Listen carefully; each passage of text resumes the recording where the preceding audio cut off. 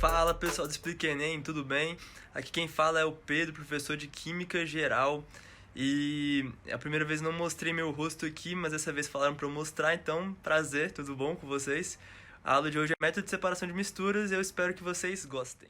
Bom, dando continuidade ao assunto de a matéria e suas transformações, hoje nós vamos ver o tópico de métodos de separação de misturas. Bom, fazendo uma rápida observação à natureza à nossa volta, quando a gente observa, por exemplo, a água que bebemos ou o ar que respiramos, nós notamos que essas substâncias não são puras, na verdade elas são misturas. A água que nós bebemos, por exemplo, ela tem vários sais dissolvidos. O ar que nós respiramos é uma mistura de vários gases. Então, tipo assim, na natureza, a maioria das substâncias que a gente vai encontrar, na verdade, não são substâncias puras, e sim misturas. Porém, muitas vezes as substâncias puras que as compõem podem ser úteis para a gente quando são utilizadas da forma pura. E por isso foram desenvolvidos diversos métodos para separar essas misturas.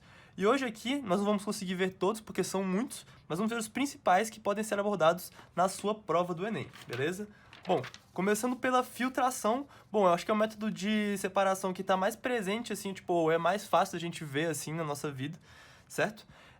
Eu trouxe aqui dois exemplos muito legais aqui, que é quando a gente, tipo, vai filtrar a borra de café aqui, que a gente joga água quente e forma o café puro, né? O café, não puro, porque o café é uma mistura, óbvio, né, gente? Mas o café é café mesmo, sem ter as partículas sólidas que ficam aqui, a borra mesmo do café, né? Porque, tipo assim, não é muito agradável de beber. Então a gente tem aqui um filtro de papel. Esse filtro de papel, ele basicamente é uma superfície porosa que acaba selecionando as partículas maiores e não deixando essas partículas atravessarem a barreira porosa da parede aqui do filtro de papel. O que acontece? Algumas partes das partículas sólidas, aquelas que vão ser mais difíceis de dissolver na água, vão ficar aqui retidas e aqui vai descer a água quente junto com a parte mais solúvel do café, formando uma coisa que a gente adora de beber. Bom, uma coisa que é importante é lembrar que a filtração é utilizada em misturas tanto sólido líquido como sólido gás, certo? Um exemplo aqui do sólido gás é quando a gente usa o aspirador de pó.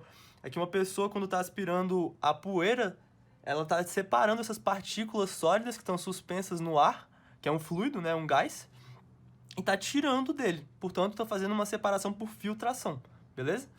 Geralmente, então, quando a gente está falando de uma separação sólido-gás, a gente está falando de uma sucção das partículas sólidas, beleza? Tá. Bom, próximo método é a decantação. Esse método é utilizado para separar misturas dos tipos sólido-líquido e líquido-líquido, desde que esses líquidos sejam imiscíveis entre si, ou seja, que eles não se misturem, beleza?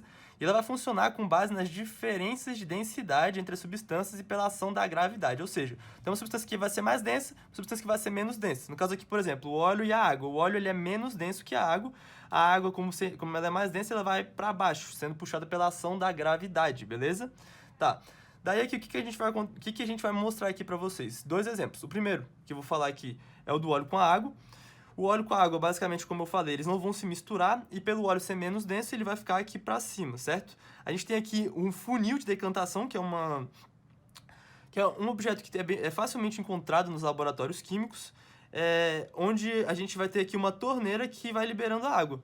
A partir da onde essa torneira vai liberando a água vai descendo e o óleo vai descendo também, até você conseguir separar a água inteira do óleo, e aqui embaixo ter só água e aqui em cima ter só óleo. Outro exemplo é esse sistema areia mais água, certo?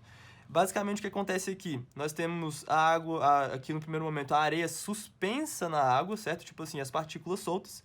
Vai rolar o processo de sedimentação, onde tipo, as partículas de areia vão se depositar no fundo e vão ficar meio que juntas assim.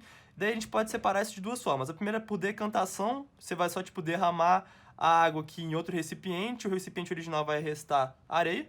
Ou você pode usar esse sifão aqui, que é tipo meio que um canudo. Esse aqui fica mais alto, esse aqui fica mais baixo.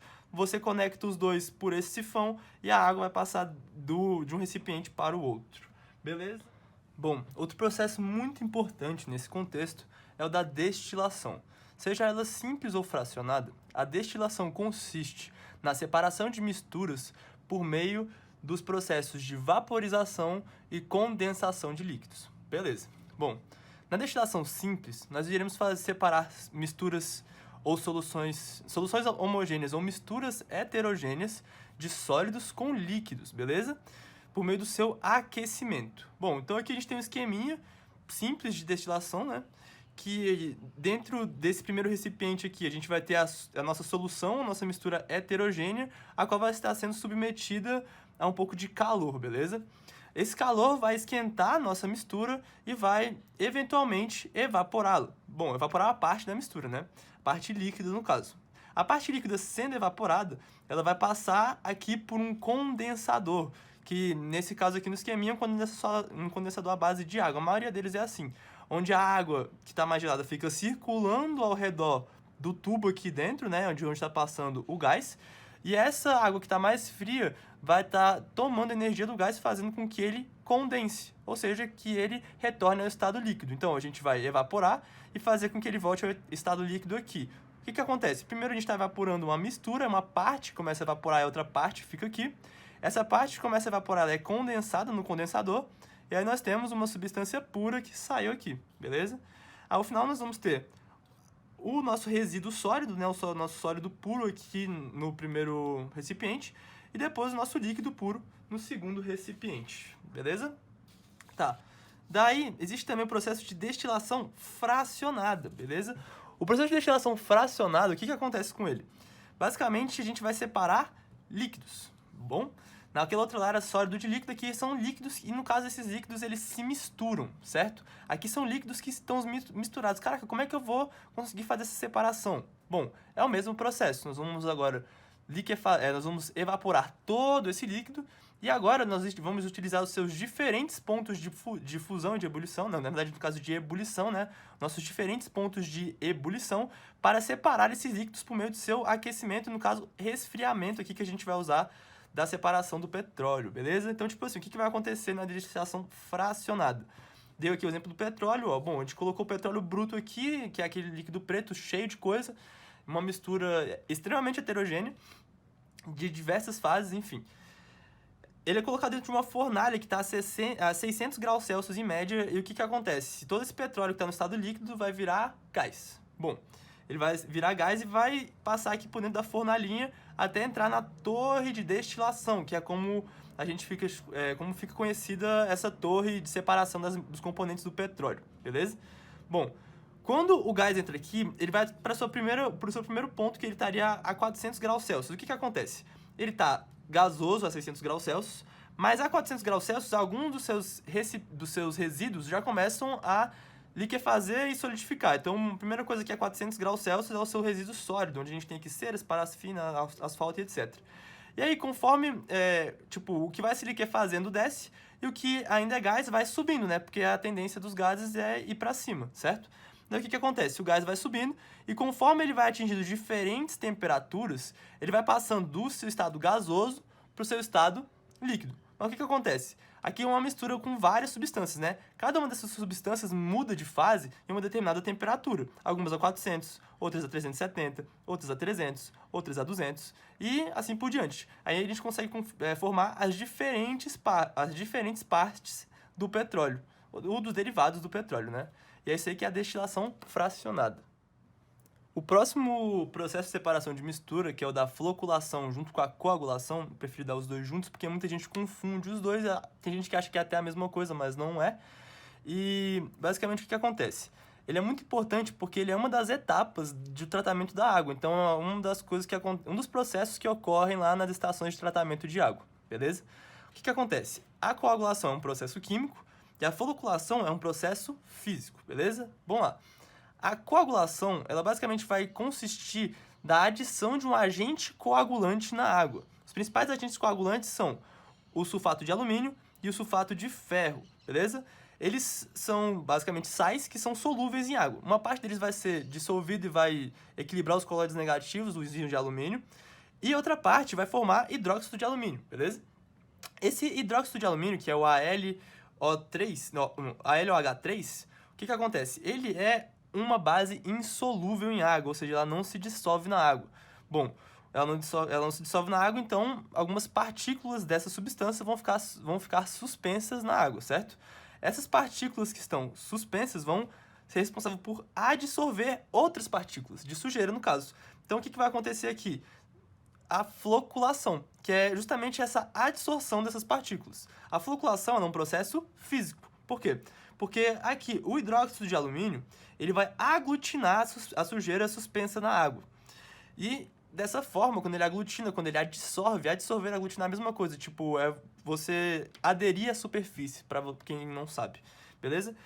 Quando a gente tem essa adsorção das partículas na superfície das partículas de AlOH3, essas novas partículas vão formar flóculos, ou flocos, que são sólidos maiores, beleza? Tipo assim, basicamente aquela sujeira lá que tá microscópica, que tá no nível coloidal, ela vai se adsorver no hidróxido de alumínio e vão acabar formando partículas maiores, amontoados maiores de sujeira, que vão ser separados por decantação, beleza? Bom, outro processo também importante é o processo da flotação. O processo da flotação ele vai separar partículas coloidais dispersas em um líquido, assim como vai ser a floculação, mas é de outro jeito. Inclusive, tem como você utilizar a floculação junto com a flotação, que é um processo utilizado nas estações de tratamento de esgoto, beleza? Mas a gente não vai dar tempo de tratar ele aqui, se vocês quiserem, é uma dica que eu falo para vocês pesquisarem, beleza? Bom, o exemplo que eu vou dar da flotação aqui é o da lavagem de minérios. Quando a gente acha um minério na natureza, normalmente ele vem com várias impurezas ali, você não acha ouro puro por aí, beleza? O que acontece? Quando a gente vai lavar esses minérios, a gente tem que seguir uma série de etapas. A primeira delas é você adicionar um líquido para dispersar essas partículas dos minérios. Tipo assim, não é tão simples quanto você só adicionar ali e dispersou, beleza? Vão acontecer alguns processos, mas simplificando, é basicamente isso. Esse líquido vai deixar essas partículas impuras suspensas nesse líquido, além do metal ali puro, certo? Quando já fez esse primeiro processo, a gente vai adicionar bolhas de ar. Essas bolhas de ar vão formar uma espuma quando essas bolhas de ar se aglutinarem com essas partículas. Então, o que vai acontecer? A gente vai ter a adição desse líquido. Esse líquido vão deixar essas partículas suspensas ali. A gente vai adicionar depois bolhas de ar. Essas bolhas de ar vão aglutinar, vão absorver essas partículas, como se fosse uma floculação, certo? E vão formar uma espuma. Essa espuma, ela vai flutuar no líquido, certo? Quando essa espuma flutua no líquido, ela é posteriormente removida por decantação, por levigação, por algum outro tipo de separação, beleza? O que acontece? A flotação é o contrário da sedimentação. Lembra da sedimentação? Onde a areia que está lá dispersa na água, ela tipo se junta e ela cai? A flotação, ela flutua. A espuma ela vai absorver essas partículas ali, essa sujeira vai ser formada, vai formar espuma, e essa espuma, ao invés de descer, ela vai flutuar, beleza? Então, é basicamente o contrário uma da outra. Aqui a gente também tem alguns outros processos de separação de misturas. O primeiro dele é a dissolução ou extração por solvente. Bom, dissolução fracionada também conhecido, beleza? O que acontece? A gente tem aqui, por exemplo, dois líquidos aqui. Um deles é um líquido puro, que é a água, no caso o solvente, e o outro vai ser a gasolina comercial. Bom, a gasolina comercial, para quem não sabe, tem até 30% de álcool, mas eu considerei 22% de álcool uma gasolina muito boa, muito legal. Beleza? O que acontece? Quando eu jogo a água nessa gasolina, a água ela vai interagir com o álcool e ela vai dissolver esse álcool, certo? Daí, quando a água dissolve o álcool, por eles terem natureza parecida, os dois são substâncias polares, eles formam uma fase aquosa. Já a gasolina, que ela é apolar, ela não se mistura com a água. E a gente vai ter uma outra fase que vai ser só de gasolina pura, beleza? Bom, outro processo de separação de mistura também importante é o da extração por arraste. No caso, eu usei uma extração por arraste de vapor, certo? Bom, o que acontece aqui? A primeira coisa é eu pegar a água líquida e evaporar essa água. Evapora essa água, transforma ela em água no estado de vapor. Bom, e essa água que está no estado de vapor, ela vai ser direcionada aqui pela folha de boldo. Ela vai passar pela folha de boldo. É como se você assoprasse essa água de vapor na folha do boldo. E aí, essa água aqui, ela vai dissolver algumas substâncias aqui, certo? Vão extrair algumas substâncias aqui da folha e vai formar o famoso chá de boldo, beleza? O chá de boldo é nada mais, nada menos do que a água, mas as substâncias que ela conseguiu dissolver da folha de boldo, beleza? Outro processo aqui interessante também, da gente destacar, é o da cristalização fracionada. Bom, o processo da cristalização fracionada, ele é uma separação de sólido-sólido, ou seja, eu tenho tipo aqui, ó, sal mais açúcar, que basicamente, tipo, a olho nu a gente não consegue diferenciar, é muito difícil a gente catar eles, assim, tipo, e separar. Então, o processo utilizado é da cristalização, que basicamente a gente tem aqui, ó, o sal e açúcar, eles têm diferentes níveis de solubilidade em água, beleza? Mas a gente vai jogar aqui a água e vai dissolver os dois. Bom, dissolvi tudo aqui. Vamos dizer que eu dissolvi todo o sal e todo o açúcar e formei aqui uma solução de água mais sal mais açúcar, beleza? A partir de um momento, essa água vai começar a resfriar lentamente e a evaporar também, beleza?